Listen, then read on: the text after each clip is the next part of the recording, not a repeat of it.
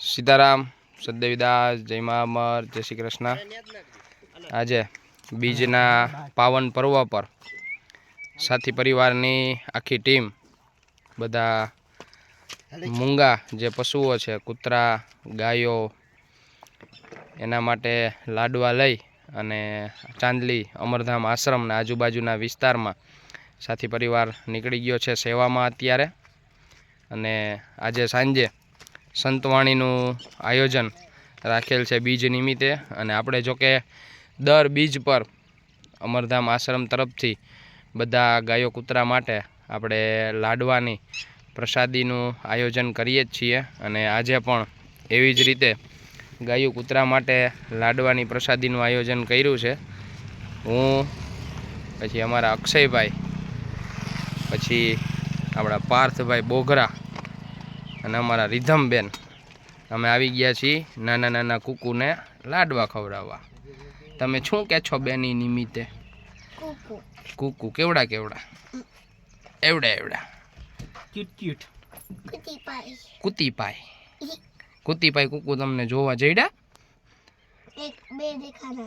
કેવા હતા? એવા હતા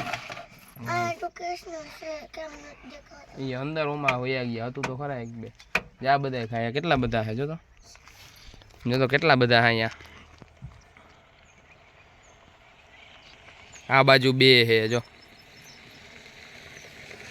ચાંદલી ગામના આજુબાજુના વિસ્તારમાં, વાડી વિસ્તાર અને લોધિકા ગામમાં અમે આવી ગયા છીએ નાના નાના કુકુને મમમ દેવા માટે।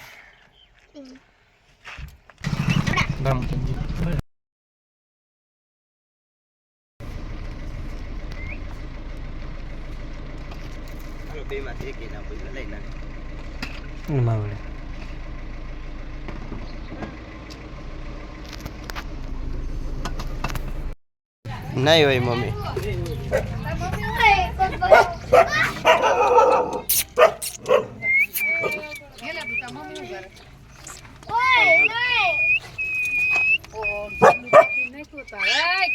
ઓલી બાજુ લઈ જાઓ।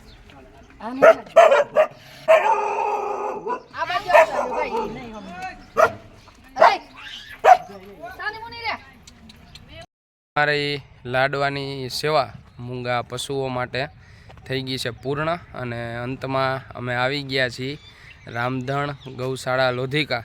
અત્યારે બધી ગાયો બીજા ડેલામાં છે અને આ બાજુ આપણા અક્ષયભાઈ સ્પેશિયલ આપણા ગાયો માટે એક ટીપ બનાવી જ છીએ કે ભાઈ અહીંયા રામધણ આપણા ગૌશાળા છે તો એ ગૌશાળામાં જેટલી પણ ગાયો હોય એક આખી ટીપ આપણે એના માટે લાડવાની બનાવી છીએ।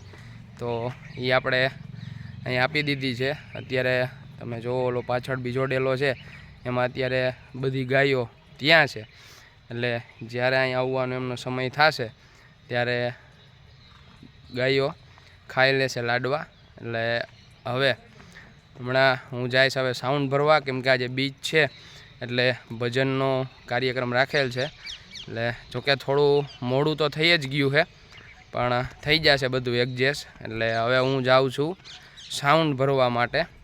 તો ચાલો બધાને સીતારામ, સદદેવીદાસ, જય મા અમર, જય શ્રી કૃષ્ણ। ફરીથી મળશું આપણે બધા, ત્યાં સુધી બધા મારી ચેનલને લાઇક, શેર અને સબસ્ક્રાઈબ કરતા રહેજો। ચાલો અંતમાં બધાને જય મા અમર, જય શ્રી કૃષ્ણ।